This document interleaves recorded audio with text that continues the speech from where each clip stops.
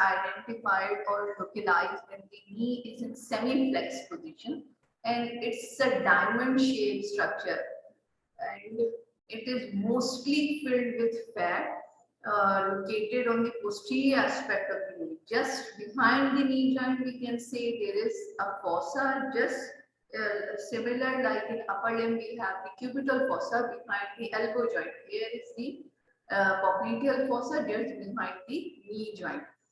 But it contains many important structures. This is the popliteal fossa. You can easily localize and identify the boundaries of the diamond-shaped structure. This is a diamond-shaped structure. It is visible when the knee, we can locate it when the knee is in semi-flex state or flex state, the popliteal fossa.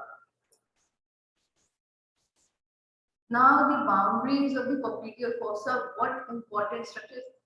When we talked about any fossa, that is the popliteal fossa, cubital fossa, we discussed in detail regarding the femoral triangle. The boundaries are formed by muscles. The muscles will form a defined boundaries, and these boundaries are defined. When we discussed the compartments of the leg, I told you in the posterior compartment of the leg and in the posterior compartment of the thigh, what are the muscles that help to form the boundaries of the popliteal fossa. So superiorly, they are important muscles. There is actually a space between these muscles, and that space is occupied by important neurovascular structures that passes from thigh to the leg. Plus, some fed lymph nodes are also embedded in that structure. So, superior boundaries of the popliteal fossa: superior laterally, superior medially, superior laterally, superior medially, inferior laterally, and inferior medially. This is like this diamond shape. So we divide the boundaries into superior lateral boundary, superior medial boundary, inferior lateral boundary, inferior medial, just like this. Superior lateral, superior medial, inferior lateral, inferior medial. Now the superior lateral boundary, the biceps femoris will form its superior lateral boundary superiorly. Superior medially, semimembranosus and the semitendinosus. Inferior laterally and inferior medially by the two heads of the gastrocnemius, lateral and the medial head of the gastrocnemius. Now just have a look at the slides to identify the boundaries. This whole structure, diamond-shaped structure, is known as popliteal fossa, present behind the knee joint. Now the boundaries of the popliteal fossa: superior laterally, biceps femoris muscle, superior laterally, okay? Superior laterally, biceps femoris, superior ho gaya, and it is present laterally. Superior medially, semitendinosus and the semimembranosus. You can easily identify this is the semitendinosus, and here just beneath the semitendinosus, semimembranosus. So this proper space, this way.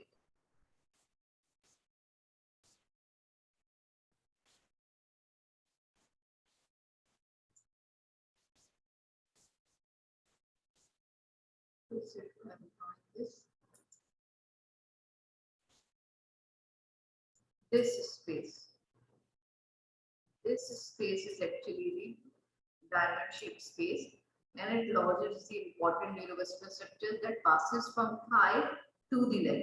Superior laterally, biceps femoris; superior medially, semitendinosus and the semimembranosus. Now the inferior laterally and inferior medially, by that is very easy to learn or to retain by the medial and the lateral head of the gastrocnemius. Laterally, inferior laterally, superior laterally. This is superior medially, inferior medially. Okay, by the medial head of the gastrocnemius. So these are the boundaries of the popliteal fossa. Repeating again: superior laterally, biceps femoris, and inferior laterally by the lateral head of the gastrocnemius. Superior medially by the semimembranosus and the semitendinosus, and inferior medially by the medial head of the gastrocnemius. By all between these important muscles, there is a space. That space is occupied by fat plus important neurovascular structures. Superior lateral boundary, superior medial boundary, inferior lateral boundary, inferior medial boundary. Again, this is a slide, and you are able to approach this fossa only when the muscles are dissected or retracted. That otherwise you are unable to observe this cubital fossa. This is the again the superior laterally, superior medially semimembranosus, semitendinosus, it is retracted, plus the inferior boundary by the medial head and the lateral head of the gastrocnemius muscle. This is the medial head and the lateral head of the gastrocnemius. Because the medial and the lateral head of the gastrocnemius muscle, they are responsible to form the prominence of the calf muscles. And when we retract or dissect these muscles, then we are able, they form the boundary inferiorly, then we are able to approach this popliteal fossa. Now the roof. What are the important structures that will form the roof?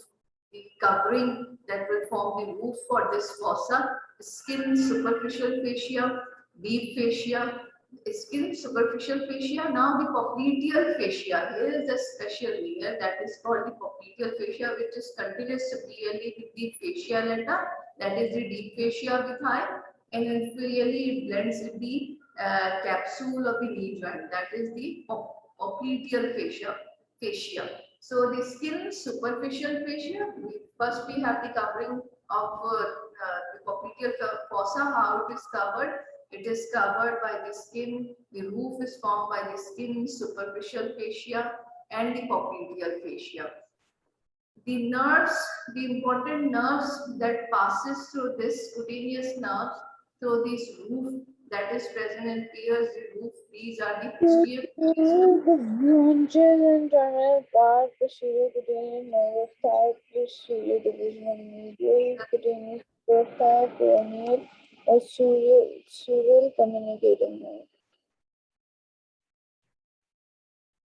Posterior cutaneous nerve of the thigh, and the sural communicating nerve. That is very important. Sural communicating nerve.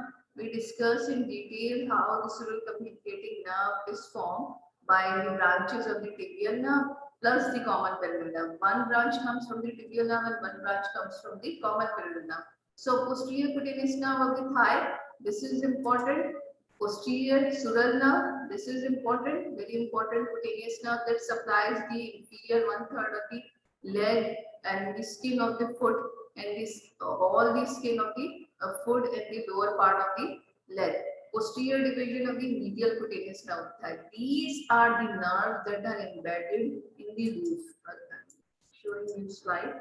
This is a slide plus one important vein, the saphenous vein. They pierce the roof of the popliteal fossa, and how the roof is formed: skin, superficial fascia.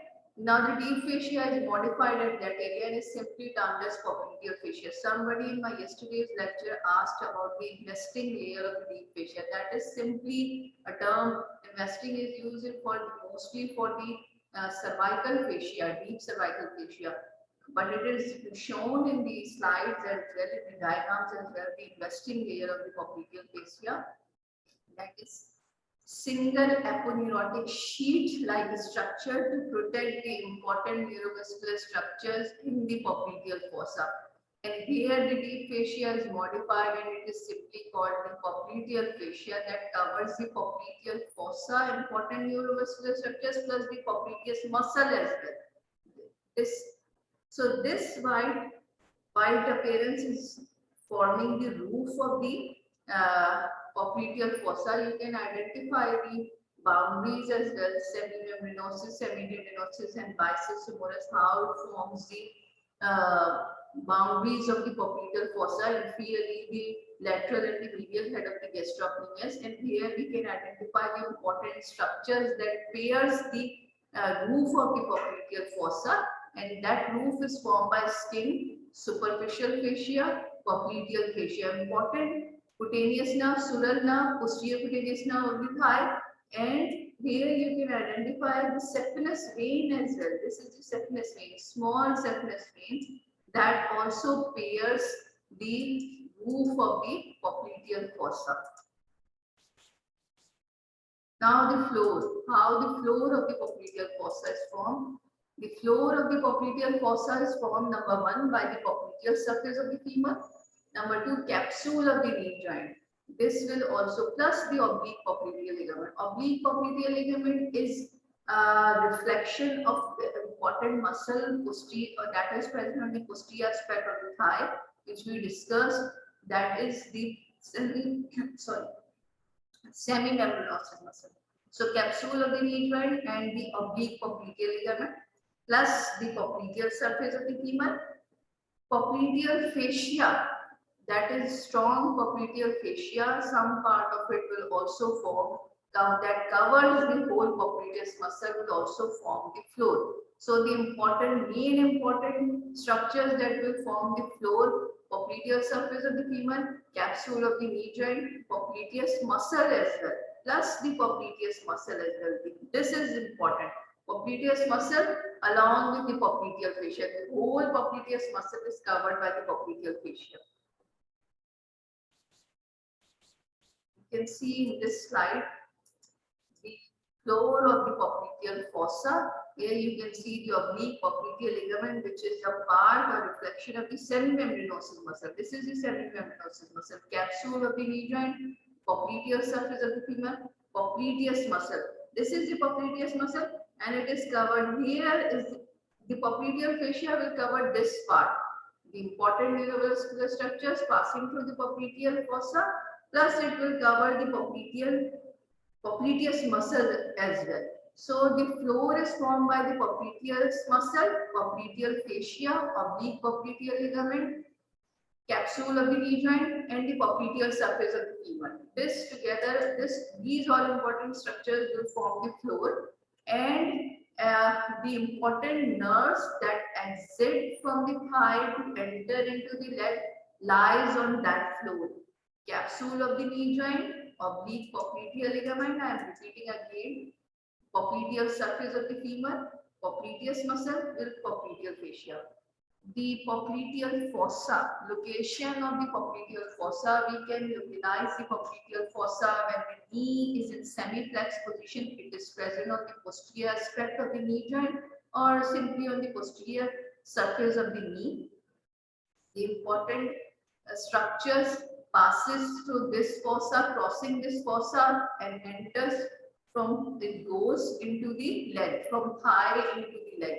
The important bones that are involved, these are the lower part of the femur. You can see the lower part of the femur and upper part of the tibia. This location is the popliteal fossa. Then we discussed in detail regarding the roof and the floor of the popliteal fossa. Popliteal surface of the femur. You can see in this slide. Here is the popliteal surface of the femur. That will form the floor. This lower part of the femur. This will form the floor of the popliteal fossa. Oblique popliteal ligament. Popliteus muscle with popliteal fascia. This is the back of the femur. This area, this proper area is will help to form the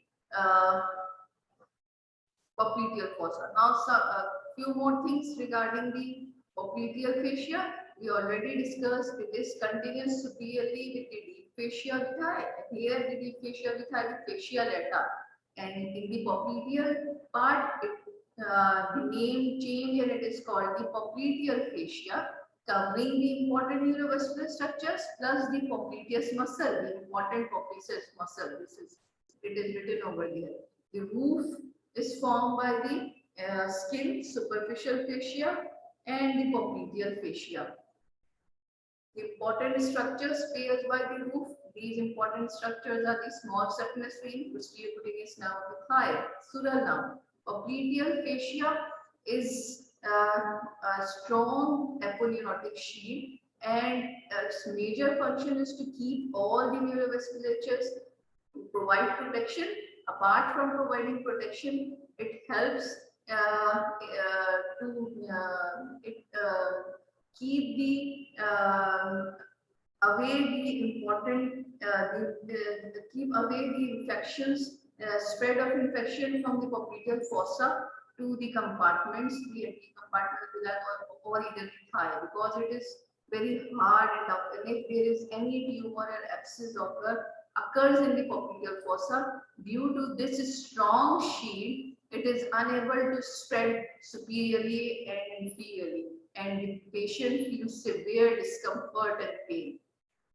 So the popliteal fossa fascia provides important protective covering for the nerves and vessels that passes through this fossa. Now the contents or the important neurovascular structures that passes through the popliteal fossa, what are these?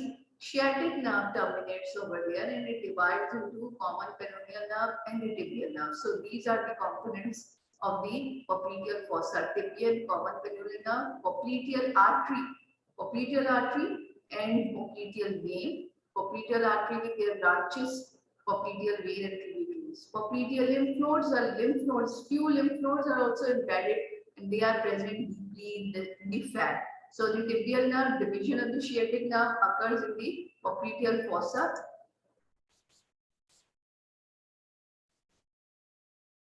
This is the popliteal fossa. Boundaries: biceps femoris, superior laterally, semimembranosus, and the semitendinosus. This is the semitendinosus, semimembranosus, superior medially, inferior laterally, lateral head of the gastrocnemius, inferior medially, medial head of the gastrocnemius. Look at the slide. The medial head is much bigger as compared to the lateral head. This is a space. Now the floor, popliteal surface of the femur, popliteus muscle, popliteal fascia, capsule of the knee joint. This an oblique popliteal ligament. Now the important nerves passing through this area. This is a beautiful slide showing the adductor hiatus as well. This adductor hiatus lodging the femoral artery and the vein. The hiatus adductor canals structures, important vessels are going and then it enters, it passes through the adductor hiatus that is present in the adductor magnus muscle. This adductor hiatus. Now here is the popliteal fossa. Now this slide shows the roof of the popliteal fossa. This is again, at a glance, this slide shows all the boundaries, the floor, the roof, and the contents. Now here is the small saphenous vein, posterior cutaneous nerve of the thigh that pierces the roof of the popliteal fossa. You can see trace in this slide.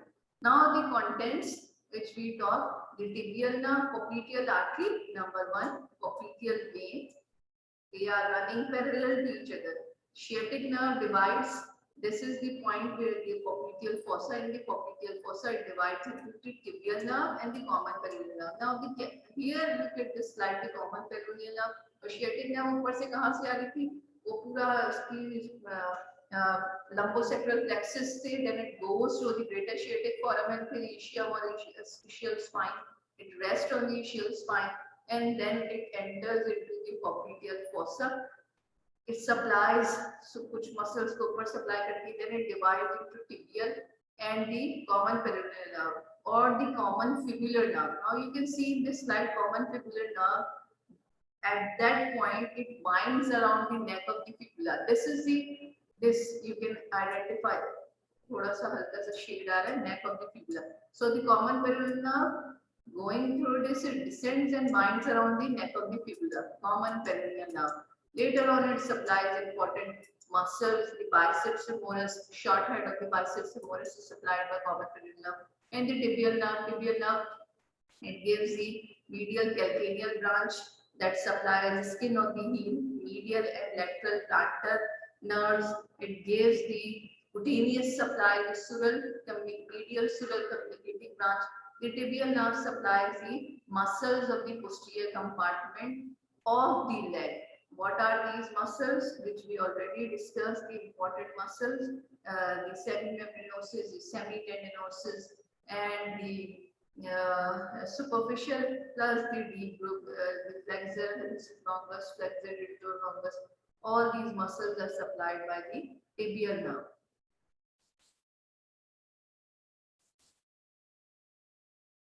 Now, the something regarding the relations are not important to learn, but this at that point I put one slide for the relation of the tibial nerve, how it changed its position in the popliteal fossa.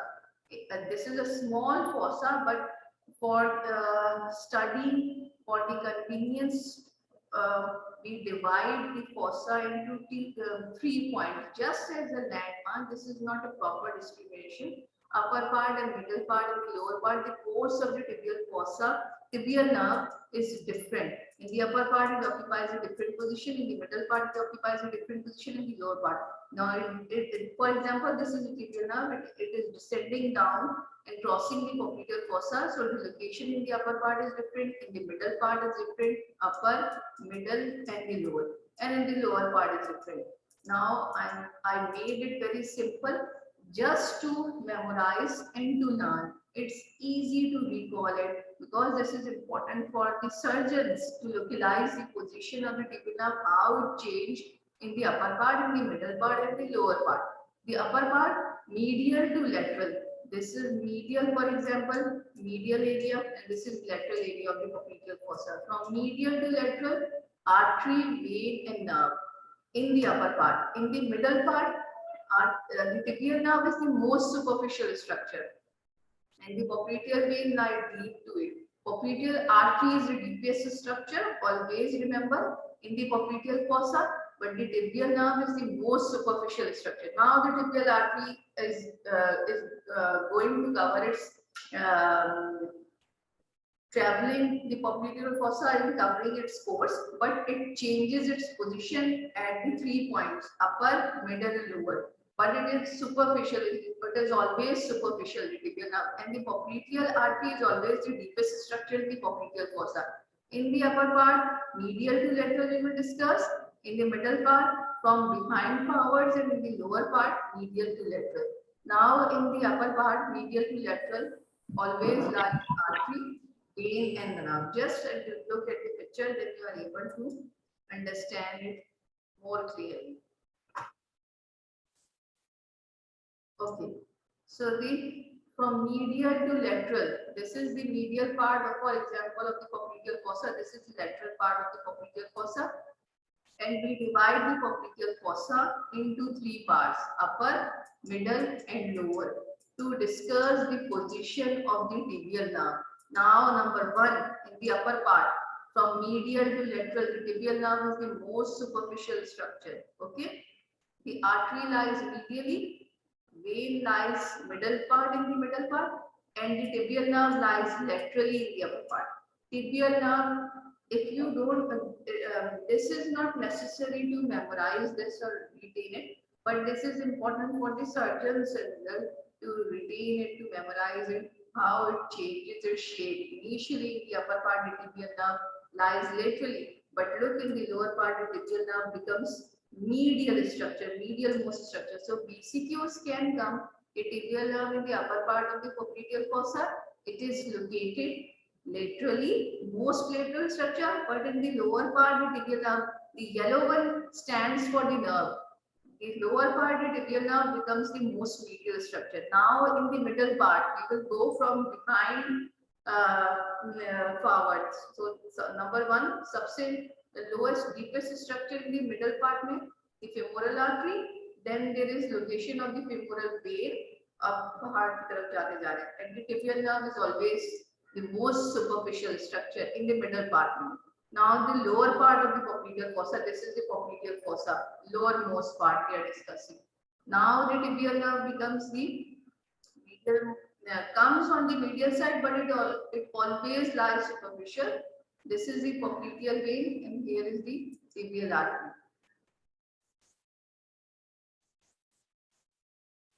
Laterally, Location, tibial nerve laterally in the upper part and in the lower part medial. Now this is the slide I am showing you. This is the tibial nerve lying laterally, biceps femoris, lateral boundary banata hai.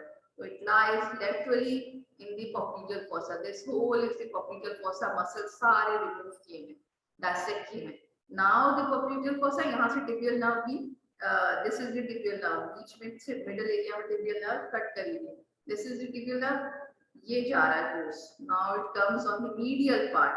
This is the medial epidermis, semimembranosus and the semitendinosus. Here you can see it is written over there, investing layer, investing fascia of the popliteus. That is simply the popliteal fascia. Nothing but simply the popliteal fascia covering the popliteus muscle.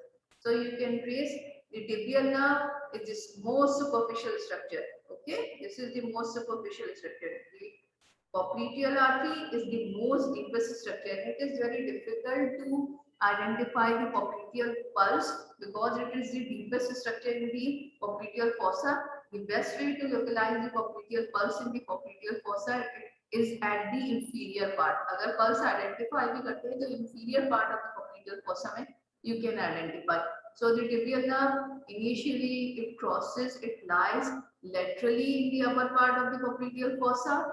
Then in the lower part it comes on the medial side of the popliteal fossa. This is the tibial nerve. Now again the slide showing the adductor hiatus.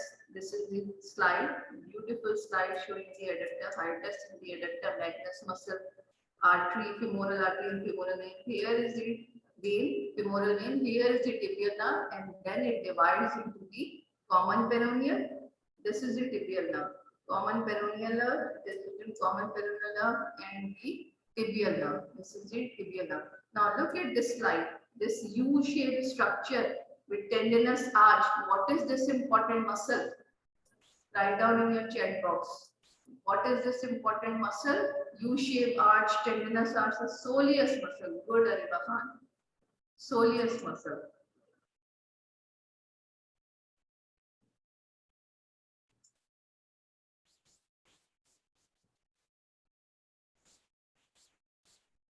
Popliteal artery.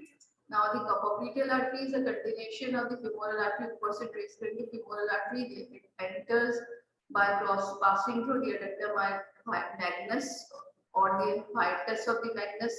Then it terminates at the lower border of the popliteus.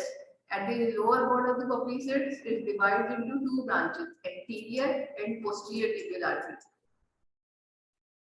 Now the branches of the popliteal artery, muscular branches, anterior tibial and the posterior tibial. Anterior tibial will supply the muscles of the anterior compartment of the leg. Posterior tibial will supply muscles of the posterior compartment of the leg. Cutaneous branches, genicular branches, superior, two insets, superior, genicular, superior lateral, and the superior medial, superior lateral genicular, and the superior medial genicular. Inferior similarly, inferior lateral genicular arteries and the inferior medial genicular arteries. Now, one thing, there is a genicular anastomos around the knee joint. If there is any blockage, or if a surgeon is required to ligate the femoral artery due to this genicular anastomos, important arteries that helps to funda femoris, femoral artery, and the anterior tibial, they all will help to form the anastomos. The important purpose of this anastomos is to provide the collateral circulation, and the knee joint is very important. So the blood supply will not stop, and it can pass through by the presence of this collateral circulation. So we have two sets of arteries, superior, and two sets of arteries, inferior, and they both are present on the medial and the lateral side, genicular anastomosis, which you already covered in your knee joint. This is which I highlighted for one of my students who asked me regarding the investing fascia of the popliteus. This is the popliteal fascia. It is written over there. Here is the tibial nerve. Okay, this is the popliteal surface of the femur. Now the popliteal vein is formed by the combination of by the union of the anterior and posterior tibial vein. The tributaries of the popliteal vein, small saphenous vein, and the vein corresponding to the branches of the popliteal artery. This is slide again showing the popliteal fossa, the boundaries of the popliteal fossa, the important structures, the common peroneal bracket. It was written over there, common fibular nerve, medial and the lateral head of the gastrocnemius muscle. Okay. Bifurcation of the sciatic nerve. This is present in the popliteal fossa. You can see how the popliteal sciatic nerve divides in the popliteal fossa. Now the branches of the tibial nerve, we already discussed the sciatic nerve, how it divides into tibial and the common peroneal nerve, the branches of the tibial nerve, muscular branches to the posterior compartment. We discussed the medial and lateral frontal branches, the sural branch, the medial calcaneal branch that supplies the skin of the heel. These important branches, these are terminal branches of the sciatic nerve that bifurcates into the tibial and the common peroneal nerve. Common peroneal nerve binds around the neck of the fibula and it gives important branches. What are these important branches? Again, it helps to form the sural nerve, the cutaneous nerve. It gives the muscular branches as well to supply the biceps femoris, short head of the biceps femoris, we call the posterior compartment of thigh. The only one muscle, that's why this is the biceps femoris, the short head of the biceps femoris. Hamstring muscle, semimembranosus, semitendinosus, and the adductor magnus that is supplied by other nerve, and the biceps femoris that is supplied by the common peroneal nerve. Articular branches to the knee joint. Lateral cutaneous nerve on the calf. It supplies the lateral side of the leg, common peroneal nerve. So two cutaneous branches, one muscular and one articular branch. These are important nerves of the lateral sural cutaneous nerve of the popliteal fossa. By that originates by the branches of the tibial nerve and the common peroneal nerve. Now the applied anatomy of the popliteal fossa. This is also very important. Popliteal pulse. I told you the popliteal artery is the deepest structure in the popliteal fossa, but we can differentiate any tumor in the popliteal fossa or any abscess in the popliteal fossa by pulse of that popliteal artery, which is ideally we can utilize in the inferior part of the popliteal fossa. So this is one point to differentiate between abscess, pus or tumor, or there any problem or pathology in the popliteal artery by the help of the popliteal pulse. Okay.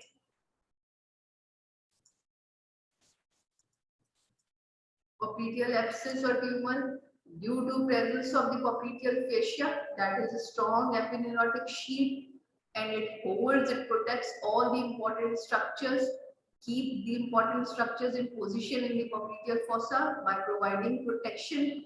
By the presence of this important popliteal fascia, it prevents to spread this because it is very strong to spread the infection or abscess in the upper part of the thigh or the inferior part of the leg by the presence of this popliteal fascia.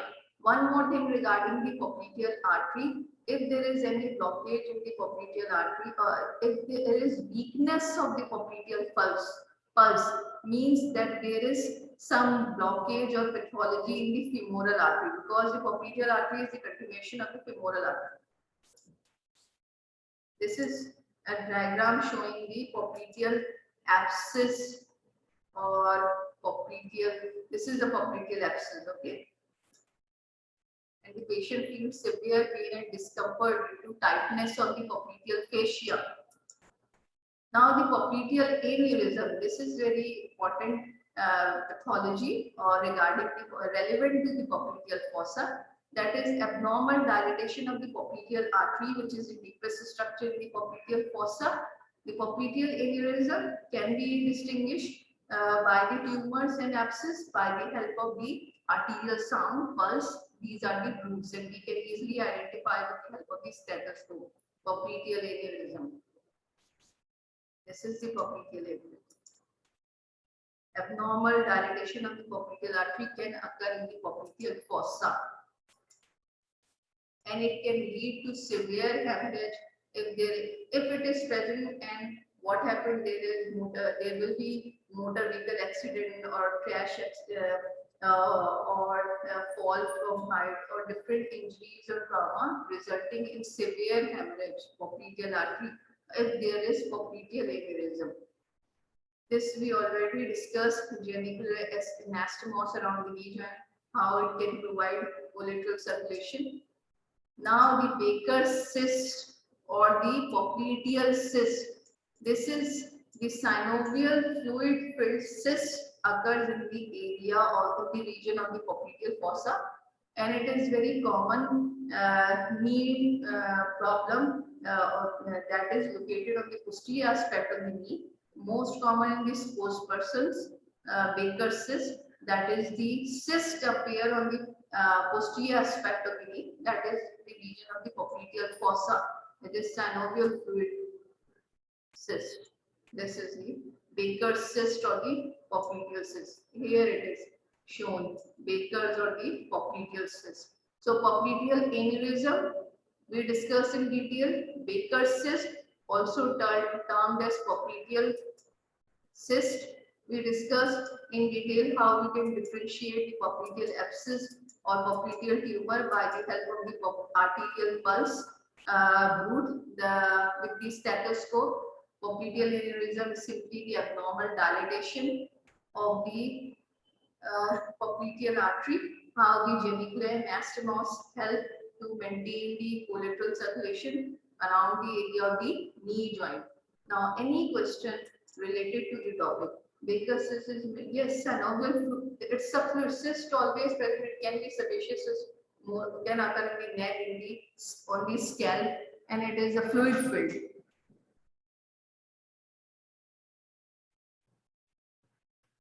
Any more question related to the boundaries, roof, or the floor, contents of the popliteal?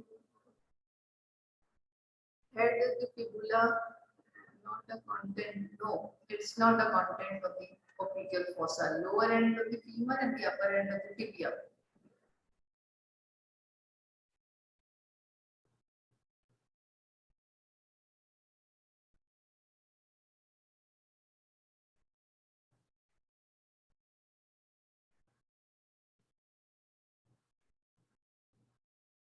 Difference between abscess and tumor. Okay, please repeat. Oblique popliteal ligament is a part or reflection of the semimembranosus muscle. Just recall your posterior compartment of the thigh. The lower end semimembranosus की insertion capsule blends with the capsule of the knee joint and it forms the oblique popliteal ligament. Semimembranosus, semitendinosus पैसेंसिल में सुना था medial tibial condyle पे gracilis sartorius and semitendinosus. Okay. Tumor or abscess we can differentiate between the abscess tumor and the popliteal aneurysm by the help of the popliteal pulse. We can feel it with the step. Baker's cyst 3 insertion. Surgical removal. Okay. Surgical, it's a small procedure, we can remove it